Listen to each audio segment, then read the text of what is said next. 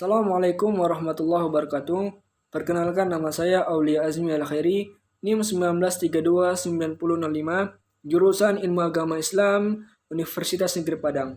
Baiklah, di sini saya akan menjelaskan tentang strategi pendidikan agama Islam, yaitu dengan menggunakan strategi critical thinking atau berpikir kritis.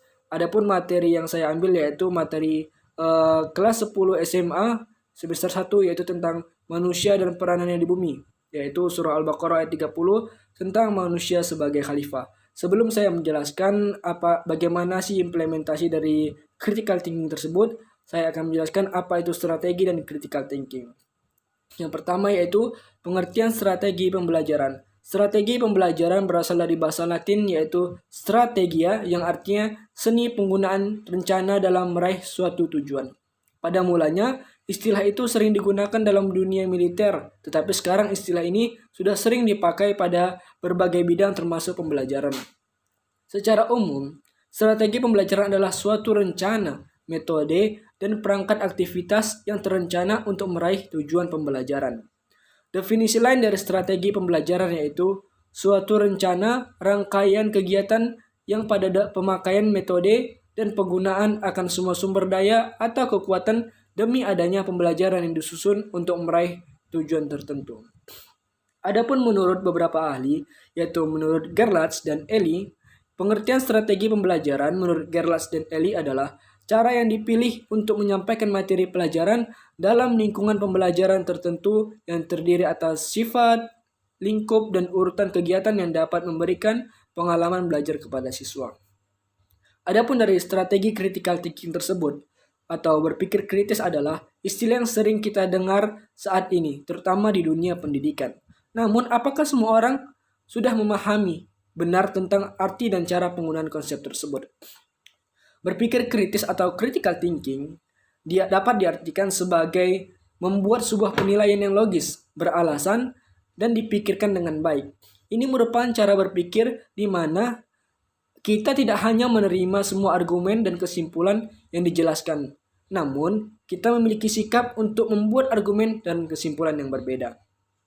Hal ini membuat keinginan untuk mencari bukti pendukung terhadap suatu argumen atau kesimpulan tertentu. Orang yang menggunakan critical thinking adalah orang yang mengatakan hal-hal berikut. Bagaimanakah kamu tahu tentang itu? Apakah itu kesimpulan hasil dari pembuktian atau perasaan saja? Dan apakah ada alternatif kemungkinan jika ada informasi baru? Itulah contoh-contoh tentang critical thinking. Dia menimbulkan pertanyaan-pertanyaan yang sangat kritis terhadap pembelajaran tersebut. Itulah salah satu contoh dari critical thinking tersebut. Adapun secara umum, berpikir kritis terbagi menjadi 3 keterampilan, yaitu sebagai berikut, yaitu curiosity atau keingintahuan, merupakan keinginan untuk mempelajari lebih banyak informasi dan mencari bukti dan terbuka terhadap gagasan baru. Yang kedua itu skepticism atau skeptis, merupakan sikap tidak mudah mempercayai semua informasi yang datang kepada kita. Adapun yang ketiga yaitu humility atau kerendahan hati, merupakan kemampuan untuk mengakui bahwa pendapat dan gagasan Anda saat ditampilkan bukti baru yang membuktikan gagasan Anda memang salah. Adapun cara menggunakan metode critical thinking tersebut yaitu ada beberapa cara, dan ada beberapa tahapan. Adapun tahapan-tahapan dari penggunaan critical thinking tersebut yaitu yang akan saya terapkan pada materi kelas 10 semester 1 tentang surah Al-Baqarah tentang manusia sebagai khalifah. Untuk dapat berpikir kritis bukanlah sebuah skill yang mudah untuk dipelajari, tetapi membutuhkan latihan-latihan yang pada dasarnya harus dimulai sejak memasuki usia sekolah. Berikut ini beberapa hal yang dapat dilakukan untuk melatih critical thinking pada anak sekolah, yaitu mulailah dengan sebuah pertanyaan. Mulailah dengan memberikan sebuah pertanyaan terbuka yang tentunya tidak akan cukup jika mereka hanya menjawab dengan ya dan tidak. Berikan pertanyaan-pertanyaan yang menginspirasi pencarian pengetahuan dan pemecahan masalah. Contoh permasalahan itu yaitu dalam materi manusia sebagai khalifah. Contoh seperti ini. Apa yang dapat kamu pahami tentang manusia sebagai khalifah di bumi? Bagaimana penerapannya dalam kehidupan sehari-hari? Dengan memberikan pertanyaan yang kritis, maka siswa akan berpikir tentang bagaimana manusia sebagai khalifah di bumi, dan dia akan memikirkannya dan berargumen dengan kritis. Yang kedua yaitu buatlah sumber referensi. ketika siswa tadi sudah menjawab pertanyaannya, dia dituntut untuk membuat preferensi dari jawaban tersebut. Adapun yang ketiga yaitu menggunakan informasi yang tepat. Siswa tadi ketika dia menjawab, dia harus menggunakan informasi yang tepat yang sesuai dengan apa yang ditanyakan kepada dia. Kemudian membuat kelompok, kemudian juga lagi menyelesaikan masalah. Ketika sudah diberikan tema tersebut, maka siswa dituntut untuk menyelesaikan masalah yang telah diberikan oleh guru. Contohnya, apa sih yang menghambat manusia itu menjadi seorang yang lebih baik? Apakah yang menghambat seorang manusia itu menjadi betul-betul menjadi khalifah di bumi? Kemudian berbicara dengan sketsa, kemudian memprioritaskannya, kemudian mengubah konsep berpikir, dan lain-lain. Itulah beberapa tahapan-tahapan dari membuat konsep critical thinking dalam proses pembelajaran. Mungkin sekian yang dapat saya sampaikan. Kurang yang mohon maaf. Akhirul kalam. Assalamualaikum warahmatullahi wabarakatuh. Assalamualaikum warahmatullahi wabarakatuh. Halo teman-teman semuanya. Perkenalkan, nama saya Suci Ramadhani dengan nomor NIM 19329051 dari jurusan Ilmu Agama Islam Fakultas Ilmu Sosial Universitas Negeri Padang.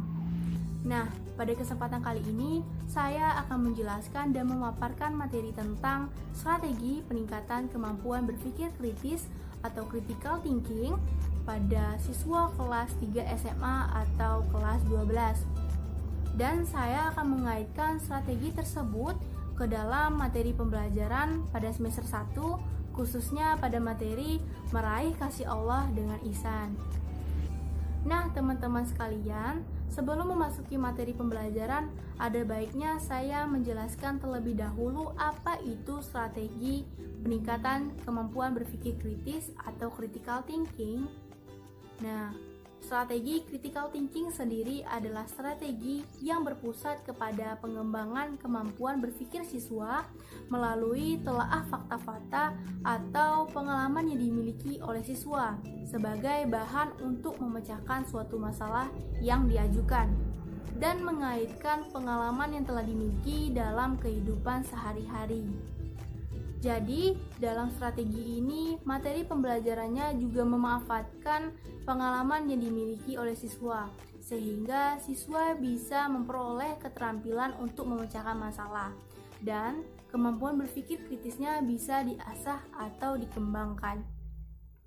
Dan dalam strategi ini juga menghendaki siswa berperan aktif dalam pembelajaran, tidak hanya mendengarkan atau mencatat apa saja yang disampaikan oleh guru.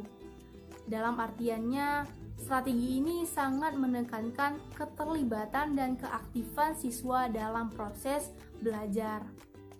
Adapun 3 karakteristik dari strategi ini ialah: pertama, proses pembelajaran strategi ini sangat menekankan kepada kegiatan mental siswa secara maksimal. Maksudnya, siswa sangat dituntut untuk bisa aktif dalam aktivitas berpikir.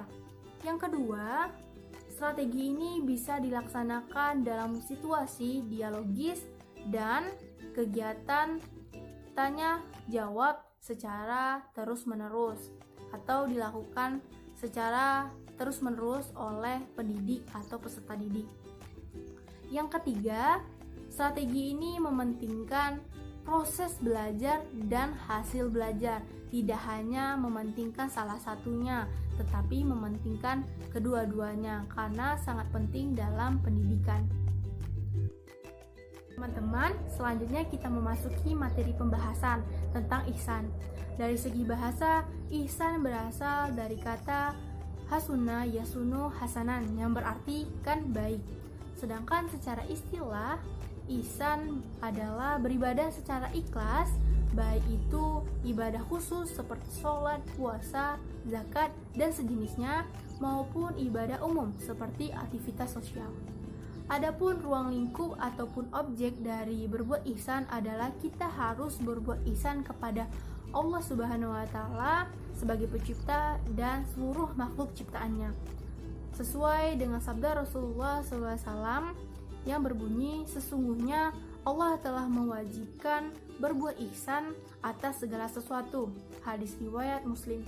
Nah, dari hadis tersebut kita dapat menyimpulkan bahwa kita diwajibkan untuk berbuat ihsan kepada segala sesuatu, baik itu kepada Allah maupun kepada makhluk ciptaannya seperti keluarga, kerabat, teman, ataupun binatang ataupun tumbuhan yang ada di sekitar kita.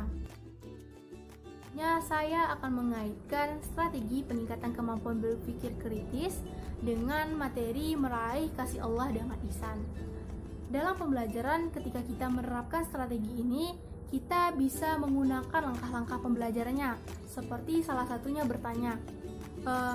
Misalnya saya bertanya kepada siswa, apa pengalaman sosial yang pernah dialami oleh siswa? Atau kegiatan-kegiatan sosial apa yang pernah dilakukan siswa? Nah, dari pertanyaan ini akan mengembangkan kemampuan berpikir kritis siswa melalui pengalaman-pengalaman yang pernah dialaminya dan akan berkaitan dengan materi tersebut. Dan siswa juga bisa berpikir kritis apa saja hikmah dari berbuat ihsan sendiri. Nah, mungkin itu saja yang dapat saya sampaikan.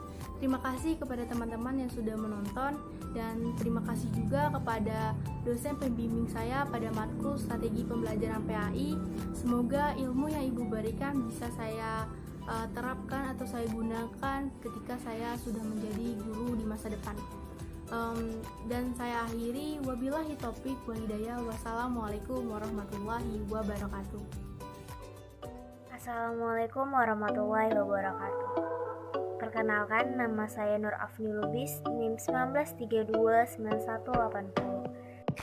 Pada video pembelajaran kali ini, saya akan menjelaskan tentang strategi pembelajaran berpikir kritis atau critical thinking dengan pembelajaran kooperatif pada mata pelajaran PAI di SMA kelas 10. Strategi pembelajaran berpikir kritis atau critical thinking ini merupakan strategi pembelajaran yang bertumpu pada pengembangan kemampuan berpikir anak melalui analisis fakta-fakta dan pengalaman pribadi anak yang dijadikan sebagai bahan untuk memecahkan masalah. Dalam penggunaan strategi pembelajaran ini, materi pelajaran tidak disajikan begitu saja kepada peserta didik, tetapi peserta didik terlebih dahulu dibimbing oleh guru untuk menemukannya sendiri melalui proses interaksi tanya jawab, dialog, dan pengalaman yang dialami peserta didik. Nah, di sini peserta didik akan dituntut untuk menganalisa dan berpikir dalam memecahkan masalah-masalah yang diajukan. Thinking ini merupakan strategi pembelajaran yang menitik beratkan pada pengembangan kemampuan berpikir siswa. Yang artinya di sini yang ingin dicapai dari metode pembelajaran ini adalah bukan hanya sekedar peserta didik dapat mengingat dan memahami data, konsep, atau fakta yang diberikan, tetapi bagaimana caranya data, konsep, dan fakta yang diberikan itu bisa digunakan sebagai alat untuk melatih kemampuan berpikir siswa dalam memecahkan permasalahan-permasalahan yang ada. Selanjutnya yaitu pengimplementasian strategi pembelajaran berpikir kritis ini terhadap pembelajaran PAI tingkat awal atau kelas 10 pada materi zakat, haji, dan wakaf. Yang pertama yaitu tahap awal atau orientasi. Nah, pada tahap ini pendidik terlebih dahulu memastikan apakah peserta didiknya telah siap untuk mengikuti pembelajaran atau belum. Setelah itu, pendidik bisa menyampaikan beberapa tujuan atau kegiatan yang akan dilaksanakan nantinya dalam proses pembelajaran. Nah, yang kedua adalah tahap inti atau kegiatan inti. Pada tahap ini, guru memberikan kesempatan kepada peserta didik untuk mengidentifikasi sebanyak mungkin pertanyaan yang berkaitan dengan pembelajaran, yaitu tentang pembelajaran haji, zakat, dan wakaf. Nah, pada tahap inilah peserta didik akan menanyakan berbagai macam pertanyaan, mulai dari yang bersifat faktual hingga yang bersifat hipotetik. Nah, tahap ini memiliki manfaat diantara menambah keingintahuan atau memperluas wawasan, meningkatkan kemampuan berpikir kritis, dan menganalisa pertanyaan. Setelah tahap mengumpulkan pertanyaan, selanjutnya peserta didik diminta untuk mengidentifikasi pertanyaan-pertanyaan tadi. Di sini peserta didik diminta untuk mencari informasi lebih dapat menganalisis pertanyaan yang diberikan tadi. Setelah tahap mengumpulkan pertanyaan, selanjutnya peserta didik diminta untuk mengidentifikasi pertanyaan-pertanyaan tadi. Di sini peserta didik diminta untuk mencari informasi lebih untuk dapat menganalisis pertanyaan yang diberikan tadi. Nah, di sini tahapnya yang pertama itu bisa dengan mengamati objek atau kejadian. Jadi peserta mengamati hal-hal yang berkaitan dengan haji, zakat, dan wakaf. Selanjutnya yaitu peserta didik diminta untuk mencari sumber lain selain buku teks yang diberikan. Jadi di sini peserta didik harus mencari referensi lainnya sebanyak-banyak mungkin. Tentunya berkaitan dengan materi zakat, haji, dan wakaf untuk menambah. Selanjutnya yaitu menyusun beberapa pertanyaan atau mengidentifikasi pertanyaan yang belum dipahami dari kegiatan mengamati dan mencari sumber lain. Tentunya pertanyaan-pertanyaan ini berkaitan dengan materi zakat, haji, dan wakaf dan kemudian akan diajukan kepada guru. Selanjutnya yaitu tahap penutup atau kegiatan penutup. Pada tahap ini siswa diminta untuk membuat resume berkaitan dengan pembelajaran tadi, yaitu tentang haji, zakat, dan wakaf. Yang kedua, guru mengagendakan tugas yang akan dikerjakan di rumah. Selanjutnya adalah strategi pembelajaran kooperatif. Strategi pembelajaran kooperatif merupakan strategi pembelajaran yang menekankan pada aktivitas belajar secara kelompok. Strategi pembelajaran ini lebih mengutamakan metode kolaborasi dalam memecahkan masalah. Dan kooperatif ini diharapkan dapat meningkatkan hasil belajar akademik dari setiap siswa yang ada. Selain itu, dapat meningkatkan rasa toleransi. Jadi rasa toleransi. Mungkin hanya itu yang dapat saya sampaikan mengenai strategi pembelajaran kooperatif dan strategi pembelajaran berpikir kritis atau critical thinking. Lebih dan kurang saya mohon maaf. Saya akhiri, wabillahi taufiq wal hidayah. Wassalamualaikum warahmatullahi wabarakatuh. Assalamualaikum warahmatullahi wabarakatuh. Perkenalkan, nama saya Febi Anita, NIM 1932-9097. Baiklah, di sini saya akan menjelaskan materi kelas 12, menghidupkan nurani dengan berpikir kritis. Berpikir kritis didefinisikan beragam oleh para pakar. Menurut Mustaji, berpikir kritis adalah berpikir secara beralasan dan reflektif dengan menekankan pembuatan keputusan tentang apa yang harus dipercayai atau dilakukan. Sikap dan tindakan yang mencerminkan berpikir kritis terhadap ayat-ayat Allah adalah berusaha memahaminya dari berbagai sumber, menganalisis dan merenungi kandungannya, kemudian menindaklanjuti dengan sikap dan tindakan positif. Dalam surat Yunus ayat 101, Allah memerintahkan kepada kita semua untuk memperhatikan dan merenungkan segala kejadian di langit serta di bumi. Berulang-ulang Al-Quran mengajarkan manusia agar menggunakan akalnya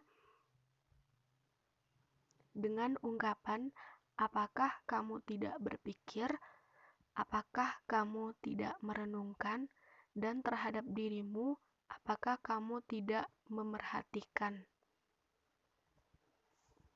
Semua redaksi ayat-ayat Al-Quran tersebut mengajarkan kita supaya dapat meyakini betapa besarnya kekuasaan Allah. Rasulullah menjelaskan bahwa orang yang benar-benar cerdas adalah orang yang pikirannya jauh ke masa depan di akhirat. Maksudnya, jika kita sudah tahu bahwa kebaikan dan keburukan akan menentukan nasib kita di akhirat, maka dalam setiap perbuatan kita harus ada pertimbangan akal sehat.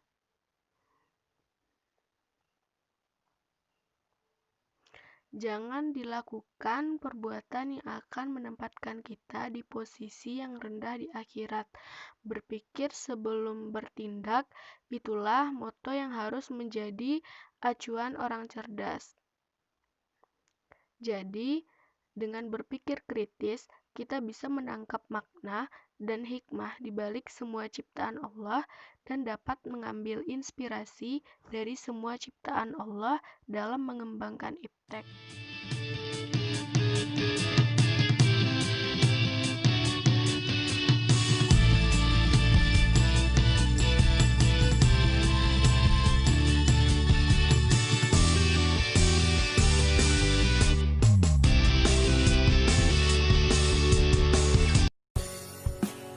Bismillahirrahmanirrahim. Assalamualaikum warahmatullahi wabarakatuh.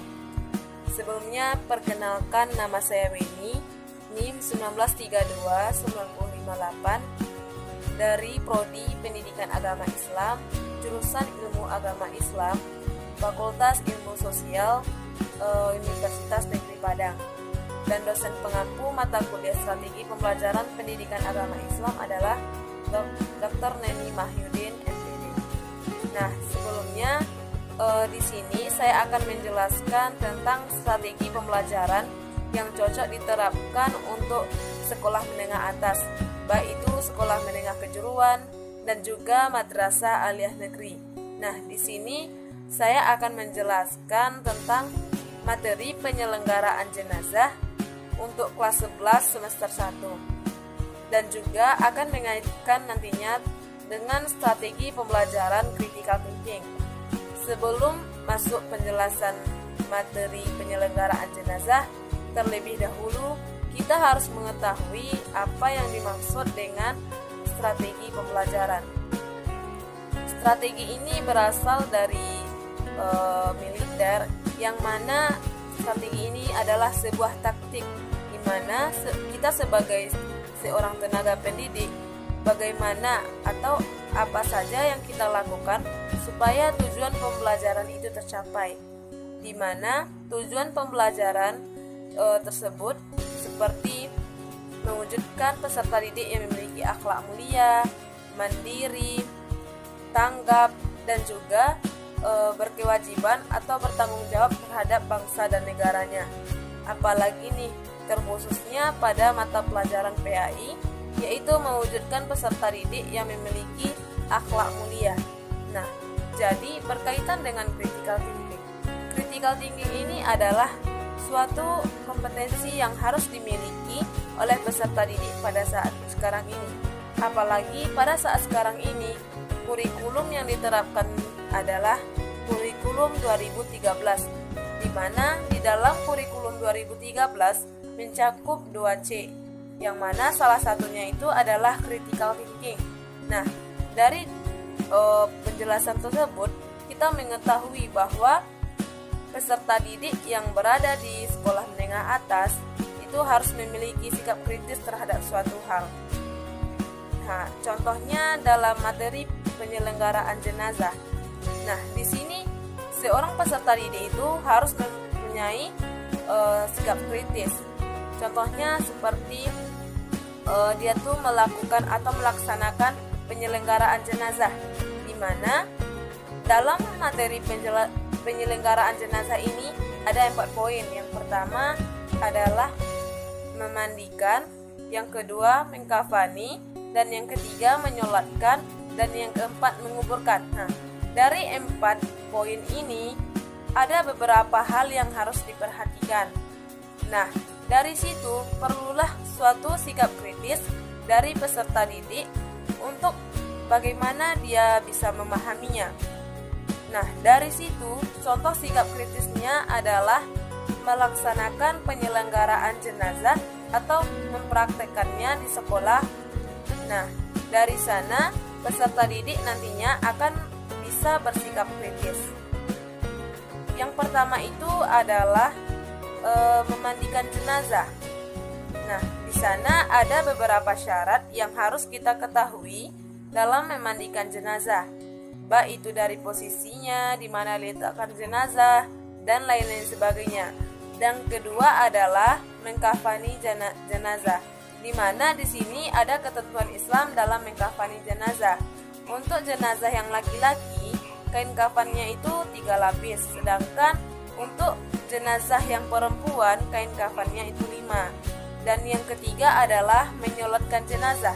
Di sini juga ada ketentuan tentang penyelenggaraan sholat jenazah, di mana apabila jenazahnya laki-laki, maka imamnya berada di kepala. Sedangkan untuk jenazah yang perempuan, imamnya tuh berada di daerah perut atau pinggangnya. Dan yang keempat adalah menguburkan jenazah.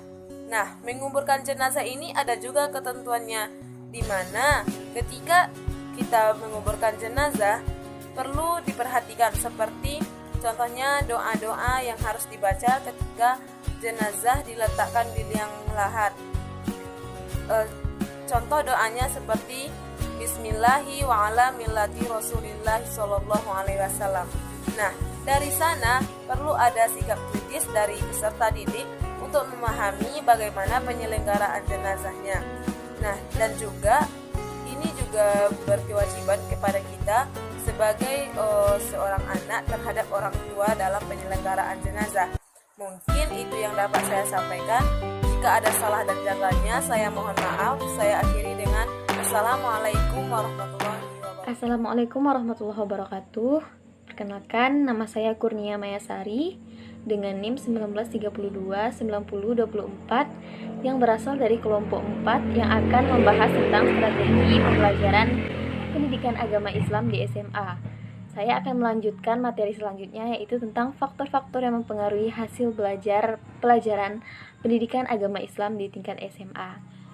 Nah, sebelumnya materi ini akan saya kaitkan juga dengan critical thinking atau yang sering kita kenal dengan berpikir kritis. Agama Islam adalah agama yang disampaikan oleh Allah Subhanahu wa taala kepada Nabi Muhammad SAW untuk disampaikan kepada seluruh umat manusia yang mengandung ketentuan-ketentuan keimanan seperti akidah dan ketentuan-ketentuan ibadah dan muamalah atau syariah yang menentukan proses berpikir, merasa, dan berbuat serta proses terbentuknya kaya hati. Pendidikan agama Islam merupakan mata pelajaran yang bersumber dari ajaran-ajaran agama Islam itu sendiri dan yang bersumber dari Al-Quran dan hadis serta melalui proses ijtihad para ulama mengembangkan ajaran-ajaran agama Islam secara rinci. Jadi, pendidikan agama Islam adalah usaha yang diarahkan kepada pembentukan kepribadian siswa yang sesuai dengan ajaran agama Islam. Pembelajaran adalah upaya untuk menjabarkan nilai-nilai yang terkandung dalam kurikulum dengan menganalisis tujuan pembelajaran dan karakteristik isi bidang studi pendidikan agama Islam yang terkandung dalam kurikulum. Selanjutnya dilakukan kegiatan memilih, menetapkan, dan mengembangkan cara-cara atau strategi pembelajaran yang tepat untuk mencapai tujuan pembelajaran yang ditetapkan sesuai dengan kondisi yang ada di SMA. Dalam pembelajaran, ada 3 komponen utama atau faktor yang saling berpengaruh dalam proses pembelajaran pendidikan agama Islam. Yang pertama adalah kondisi pembelajaran pendidikan agama Islam. Nah, faktor kondisi ini berhubungan dengan pemilihan, dengan penetapan dan pengembangan metode pembelajaran pendidikan agama Islam. Kondisi pembelajaran pendidikan agama Islam dapat diklasifikasi menjadi tujuan pembelajaran, karakteristik bidang studi dan kendala pembelajaran pendidikan agama Islam.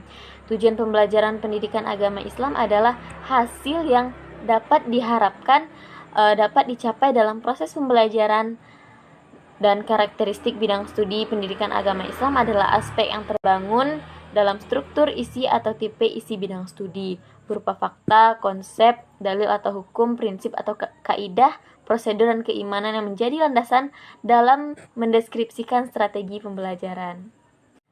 Dalam kehidupan selalu terdapat kendala dan masalah-masalah yang tidak terduga. Begitupun dengan pembelajaran pendidikan agama Islam, pasti akan selalu ada kendalanya.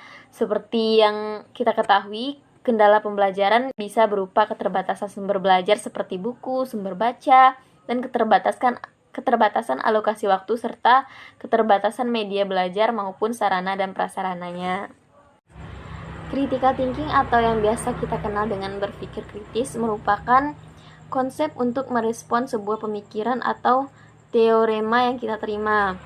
Respon tersebut melibatkan kemampuan untuk mengevaluasi secara sistematis. Nah, dengan adanya critical thinking, nantinya kita bisa mengolah informasi tersebut dan mendapatkan hasil yang terbaik.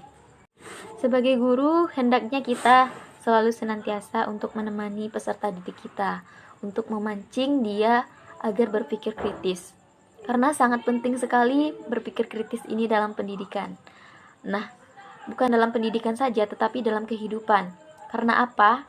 Karena dengan berpikir kritis, orang akan bisa menemukan jawaban dan kebenaran sesuatu. Apalagi pada zaman sekarang, di mana teknologi informasi sangat mudah didapatkan. Siapapun berhak berekspresi di dunia maya dan di sosial media dimanapun. Nah, apabila peserta didik kita mengalami hal tersebut, mendapatkan suatu informasi, mendapatkan suatu perkara-perkara yang masih baru atau apapun itu, informasi yang tidak dikelola dengan baik, yang tidak difikirkan dengan kritis, yang tidak dicari tahu informasinya, yang tidak disaring dulu, maka nantinya informasi itu bisa jadi salah kan, kita tidak tahu benar atau salahnya. Nah, apabila peserta didik tidak memikirkan dengan kritis, maka nanti peserta didik bisa menjadi salah pemahaman dan tidak bisa memilah baik atau buruknya, tetapi dia karena sudah memandang itu baik dan benar, dia melakukan itu. Padahal sebenarnya kalau dikaji-kaji ternyata itu salah dan akan berakibat fatal. Nah, ternyata sangat penting sekali ya berpikir kritis dalam pendidikan. Sebenarnya bukan hanya dalam dunia pendidikan sih yang penting, tapi dalam segala aspek kehidupan, berpikir kritis itu sangat penting. Nah, di sini saya akan mengambil contoh strategi pembelajaran materi kelas 2 SMA itu tentang beriman kepada kitab-kitab Allah. Beriman kepada kitab-kitab Allah merupakan salah satu rukun iman. Nah, dengan itu kita bisa membuat strategi pembelajaran dan memancing anak-anak atau peserta didik kita untuk berpikir kritis. Pertama, yang bisa kita lakukan adalah membagi kelompok belajar. Akan ada nantinya kelompok yang akan tampil ke depan, melakukan diskusi. Mereka itu dipancing untuk mencari permasalahan-permasalahan yang terkait dengan materi pembelajaran yang saya sebutkan tadi. Dan guru sehendaknya bisa melakukan atau memandu, membimbing peserta didik untuk melakukan diskusi. Nah, nanti setelah sesi tanya jawab atau ada yang keliru atau apapun itu, setelah selesai itu, maka nanti tugas guru adalah untuk meluruskan apa yang keliru dan menyampaikan apa yang perlu disampaikan atau poin-poin yang masih kurang dari peserta didik tersebut atau poin-poin yang masih belum ada dalam materi tersebut. Hingga akhirnya nanti diharapkan peserta didik itu paham akan materi dan berpikir secara kritisnya itu terpancing. Nah, ibaratnya di sini para siswa lah yang berperan mencari bahan, yang berperan aktif gitu dalam pembelajaran, karena guru hanya sebagai fasilitator yang hanya membimbing dan mengarahkan saja dan hanya menambahkan poin-poin yang nanti dirasa kurang. Maka dari itu, dengan metode pembelajaran seperti ini, saya rasa sangat tepat untuk memancing proses berpikir kritisnya peserta didik, karena mereka yang mencari bahan, mereka yang melakukan diskusi, mereka berpikir seperti misalnya ada yang bertanya, maka mereka akan berusaha untuk mencari jawaban. Misalnya menemukan masalah-masalah yang ada terkait materi, maka mereka akan berpikir kritis, kenapa ini bisa terjadi, kenapa begini, kenapa begitu. Nanti dengan adanya diskusi, maka akan ada ide-ide dari semua kelompok yang tertuangkan. Sekian dari saya, kalau ada kata-kata yang salah saya mohon maaf. Assalamualaikum warahmatullahi wabarakatuh. Bismillahirrahmanirrahim. Assalamualaikum warahmatullahi wabarakatuh.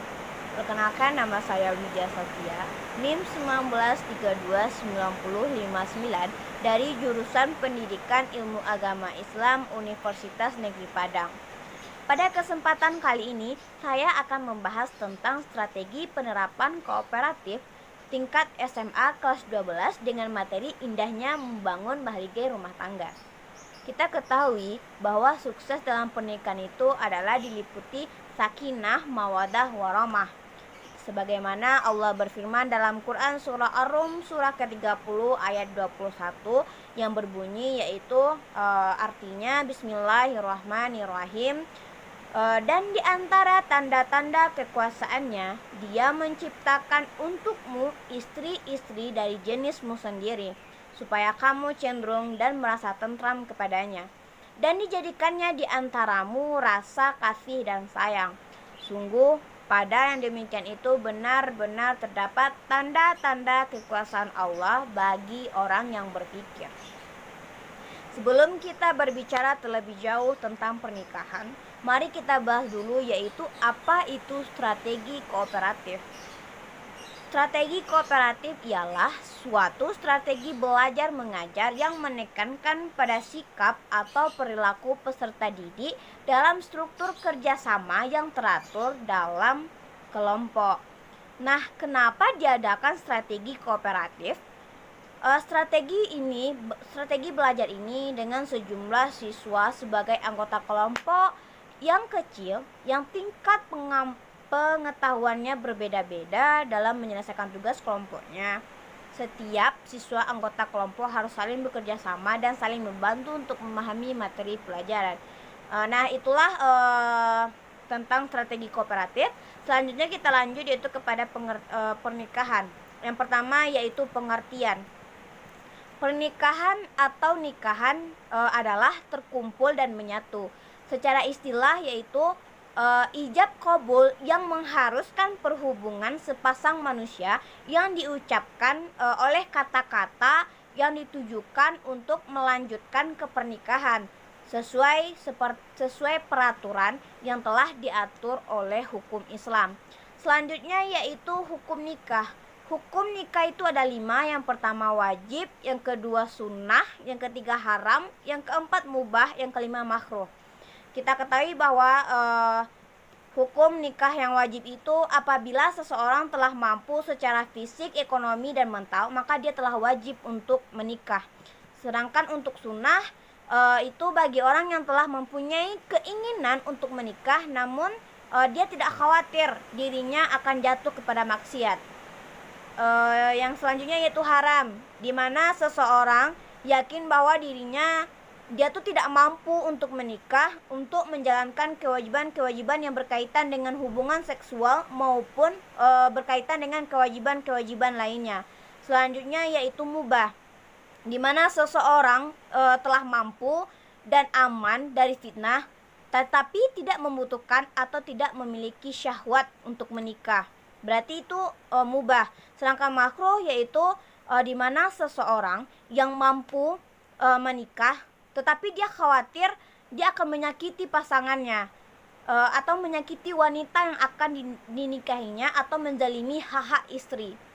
Nah, itulah hukum dari nikah. Selanjutnya kita masuk kepada syarat dan rukun menikah. Itu ada mempelai pria dan wanita yang beragama Islam. Mempelai laki-laki tidak termasuk bagi calon istri. Ada wali, ijab qabul, dan pernikahan berlangsung tanpa paksaan. Selanjutnya yaitu kewajiban suami terhadap istri. Kewajiban suami terhadap istri itu yang pertama yaitu memberikan mahar, di mana mahar itu adalah wajib, hukumnya adalah wajib dalam pernikahan. Selanjutnya memberi nafkah, baik nafkah secara untuk memenuhi keperluan makan, pakaian, dan perumahan. Selanjutnya itu memimpin rumah tangga dan membimbing dan mendidik istri serta anak. Selanjutnya yaitu kewajiban istri. Kewajiban istri yaitu taat kepada suami, menjaga diri dan kehormatan keluarga, dan merawat dan mendidik anak. Selanjutnya itulah pemaparan materi tentang indahnya membangun rumah tangga. Dalam materi ini saya akan menerapkan strategi kooperatif di mana saya akan membagi siswa menjadi 2 kelompok, di mana saya akan meminta mereka terlebih dahulu untuk mendiskusikan materi ini, dan seterusnya saya akan meminta mereka membuatkan video atau mengambil nilai praktek mereka dengan cara mereka mempraktekkan materi tentang indahnya membangun mahligai rumah tangga, di mana mereka akan mempraktekkan mulai dari awal sampai akhir, sampai ijab kabul. Nah, jadi itulah penyampaian dari saya. Kalau terlebih kurangnya saya mohon maaf. Saya akhiri dengan Assalamualaikum warahmatullahi wabarakatuh. Assalamualaikum warahmatullahi wabarakatuh. Perkenalkan, nama saya Kolila Siregar, NIM 19329022. Saya dari jurusan Ilmu Agama Islam Fakultas Ilmu Sosial. Baiklah, di video kali ini saya akan menjelaskan tentang strategi peningkatan kemampuan berpikir kritis di kelas 1 SMA. Sebelumnya, saya akan menjelaskan tentang berpikir kritis ini, yang dimana berpikir kritis ini merupakan kemampuan untuk mengatakan sesuatu berdasarkan alasan yang logis. Nah, maksudnya di sini yaitu kita sebagai calon pendidik harus memungkinkan siswa untuk menemukan kebenaran suatu informasi yang ada di sekitar mereka. Nah, yang dimana tujuannya ini itu untuk mengarahkan agar siswa tersebut mampu memahami permasalahan tersebut, agar mereka juga dapat mencari solusinya dan juga dapat dijadikan sebagai pemahaman untuk kehidupannya. Maka dari itu, saya akan mengambil pendapat menurut Ennis, yang dimana berpikir kritis ini ada 5 subindikator. Yang pertama itu dimana di sini kita sebagai calon pendidik ini harus memberikan penjelasan sederhana atau disebut dengan elementary clarification.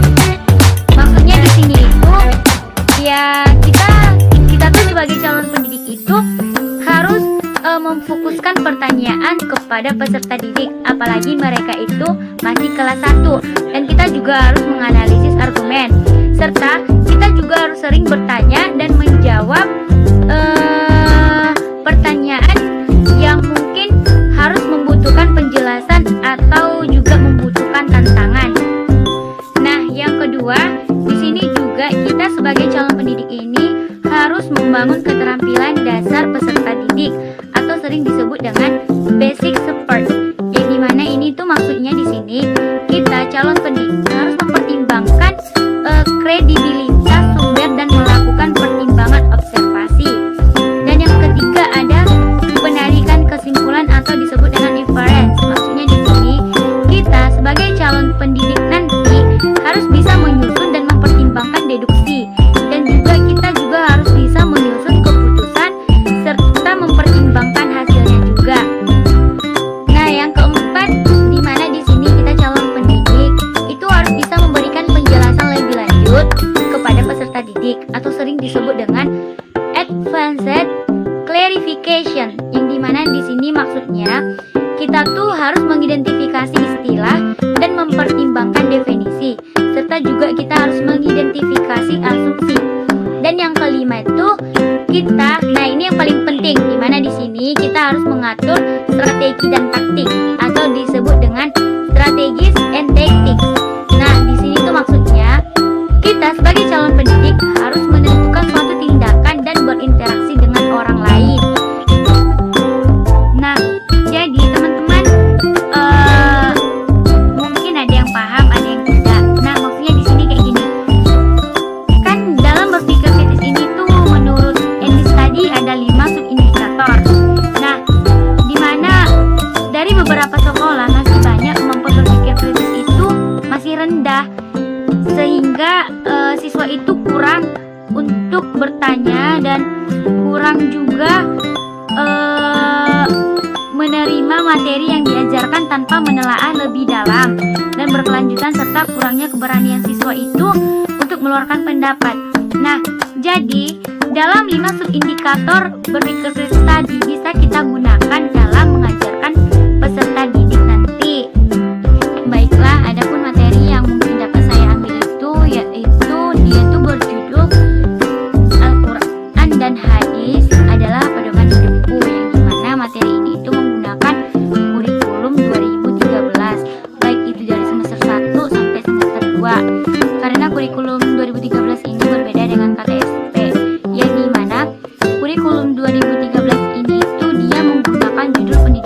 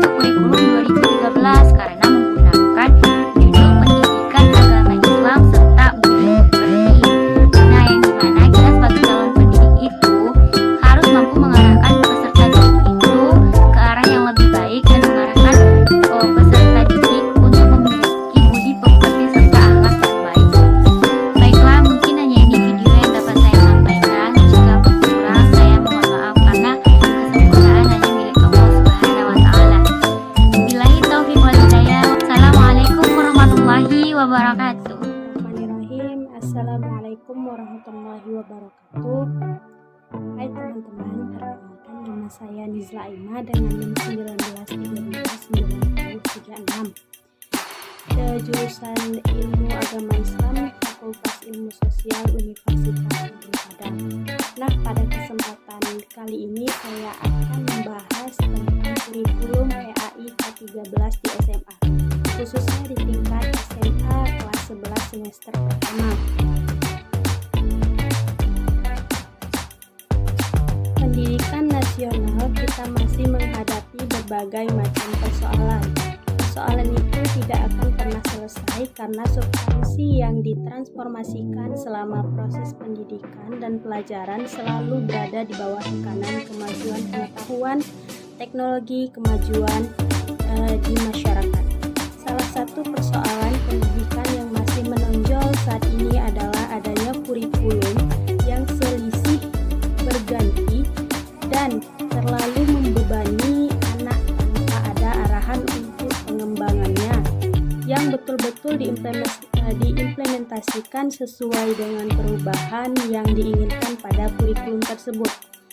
Perubahan kurikulum selalu mengarah kepada perbaikan sistem pendidikan. Perubahan tersebut dilakukan karena dianggap belum sesuai dengan harapan yang diinginkan sehingga perlu adanya revitalisasi kurikulum. Usaha tersebut dilakukan untuk menciptakan generasi masa depan yang religius, memahami jati diri bangsanya, menciptakan anak yang unggul, mampu bersaing di dunia internasional. Berkaitan dengan perubahan kurikulum, berbagai pihak menganalisis dan melihat perlunya diterapkan kurikulum berbasis kompetensi sekaligus berbasis karakter yang dapat membekali peserta didik dengan berbagai sikap dan kemampuan yang sesuai dengan tuntunan perkembangan zaman dan teknologi. Oleh karena itu, perlu adanya pengembangan kurikulum 2013 untuk menghadapi berbagai masalah dan tantangan masa depan yang semakin lama semakin rumit dan kompleks. Melalui pengembangan kurikulum 2013 yang berbasis kompetensi dan berkarakter, diharapkan bangsa ini menjadi bangsa yang bermartabat dan masyarakat memiliki nilai tambah dan nilai jual yang dapat ditawarkan kepada orang lain dan bangsa lain di dunia ini. Dengan demikian, kita dapat bersaing, bersanding, dan bahkan bertanding dengan bangsa-bangsa lain dalam percaturan global. Nah, dalam usaha mewujudkan implementasi kurikulum 2013, maka guru dituntut secara profesional merancang pembelajaran efektif dan bermakna, mengorganisasikan pembelajaran,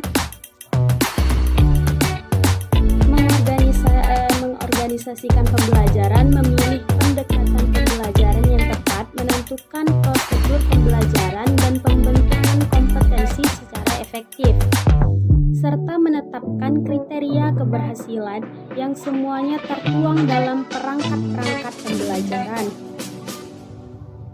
Dalam usaha mewujudkan implementasi kurikulum 2013, guru dituntut secara profesional merancang pembelajaran efektif dan bermakna, mengorganisasikan pembelajaran, memilih pendekatan pembelajaran yang tepat, menentukan prosedur pembelajaran dan pembentukan kompetensi secara efektif, serta menetapkan kriteria keberhasilan yang semuanya tertuang dalam perangkat-perangkat pembelajaran. Karakteristik mata pelajaran pendidikan agama Islam dan budi pekerti. Pendidikan nasional yang berdasarkan Pancasila dan Undang-Undang Dasar Negara Republik Indonesia tahun 1945 berfungsi mengembangkan kemampuan dan membentuk watak serta peradaban bangsa yang bermartabat dalam rangka mencerdaskan kehidupan bangsa, bertujuan untuk mengembangkan potensi peserta didik agar menjadi manusia yang beriman, bertakwa pada bersikap kreatif, mandiri, dan menjadi warga negara yang demokratis serta bertanggung jawab. Agama Islam memiliki peran yang amat penting dalam kehidupan umat manusia. Agama Islam memiliki pemandu dalam upaya mewujudkan suatu kehidupan yang bermakna, damai, dan bermartabat. Betapa pentingnya peran agama Islam bagi kehidupan umat manusia. Oleh karena itu, internalisasi nilai-nilai agama Islam dalam kehidupan setiap individu menjadi sebuah keniscayaan yang harus ditempuh melalui pendidikan, baik pendidikan dalam lingkungan keluarga atau sekolah maupun masyarakat. Nah, selanjutnya, bagaimana jika kurikulum K13 dikaitkan dengan strategi pembelajaran berpikir kritis?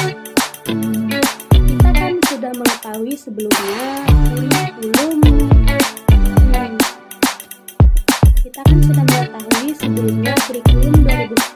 kurikulum K13 pada hakikatnya dirancang untuk menyempurnakan kurikulum sebelumnya dan pendekatan belajar aktif berdasarkan nilai-nilai agama dan budaya bangsa. Menurut Sandra, bahwa pemikiran kritis adalah pemikiran reflektif dan produktif dan melibatkan bukti. Sandra menjelaskan beberapa aspek atau pedoman bagi guru dalam membantu peserta didik mengembangkan kemampuan berpikir kritis adalah sebagai berikut. Yang pertama, guru harus berperan sebagai pemandu siswa dalam penyusunan pemikiran mereka sendiri. Yang kedua, menggunakan pertanyaan yang berisi pemikiran. Yang ketiga, membuktikan rasa ingin tahu dan keintelektualan siswa, mendorong siswa untuk bertanya, merenungkan, menyelidiki, dan meneliti. Yang D, memberi siswa model peran pemikiran yang positif bagi siswa. Sedangkan tujuan dari berpikir kritis adalah untuk mencapai pemahaman yang mendalam. Pemahaman tersebut membuat siswa mengerti atau paham di balik ide sehingga mengungkapkan makna di balik suatu kejadian. Adapun berpikir kritis adalah sebagai berikut. Yang pertama, mengembangkan kecakapan analisis. Yang kedua, mengembangkan kemampuan mengambil kesimpulan yang masuk akal dari pengamatan. Yang ketiga, meningkatkan kecakapan menyimak. Yang keempat, mengembangkan kemampuan konsentrasi siswa. Yang kelima, meningkatkan kecakapan pendengaran. Yang keenam, mengembangkan kecakapan strategi kebiasaan belajar yang berfokus. Yang ketujuh, belajar tema-tema atau istilah-istilah dan fakta-fakta. Yang kedelapan, belajar konsep-konsep dan teori-teori. Yang kesembilan, meningkatkan kecakapan mengenai elemen-elemen yang ada dalam tema-tema dan fakta-fakta ilmu pengetahuan. Yang terakhir, yang 10, meningkatkan kecakapan menjabarkan unsur-unsur yang ada dalam sebuah teori. Mungkin sekian yang dapat saya sampaikan. Saya ucapkan terima kasih kepada semua pihak yang terlibat dalam pembuatan video ini. Saya Mizla Aiman pamit undur diri. Assalamualaikum warahmatullahi wabarakatuh. Assalamualaikum warahmatullahi wabarakatuh. Perkenalkan, nama saya Muzkira, NIM 1932934. Di sini saya akan membahas materi pembelajaran mengenai tentang akidah di jenjang SMA. Di mana kata akidah itu berasal dari bahasa aqada yaqidu aqidatan, yang berarti yaitu suatu ikatan yang mana yaitu keyakinan atau perjanjian, sehingga kata akidah ini bisa dimaknai dengan keyakinan hati atas sesuatu. Nah, akidah Islam itu atau disebut dengan akidah Islamiyah, yaitu bisa diartikan dengan pokok-pokok kepercayaan yang harus diyakini kebenarannya oleh setiap orang yang mengaku dirinya beragama Islam atau Muslim. Di mana Yusuf Al-Qaradawi mengatakan bahwa akidah Islam itu yaitu suatu kepercayaan yang meresap ke dalam jiwa, yakni dengan sepenuh hati. Nah, tanpa adanya keraguan, tanpa adanya keraguan, serta dia dapat memberi pengaruh pada pandangan hidup serta tingkah laku atau kegiatan sehari-hari. Nah, sebagai seorang mukmin, kita harus mempunyai akidah yang kuat dan kokoh, di mana dengan keyakinan atau dengan kemantapan hati kita dalam berakidah, hidup kita akan menjadi tentram dan tenang. Nah, di mana kenapa orang yang berakidah itu atau orang yang berakidah kuat dan kokoh itu hidupnya merasa tenang dan tentram? Nah, disebutkan bahwa karena dia selalu bersandar kepada pedoman hidup yang benar dan lurus. Di dalam Al-Quran, surah Al-Fusilat ayat 30, Allah mengatakan, innal ladzina qalu rabbuna Allahu tsumma istaqamu tatanazzalu alaihimul malaikatu alla takhafu wa la tahzanu wa abshiru bil jannati allati kuntum tu'adun.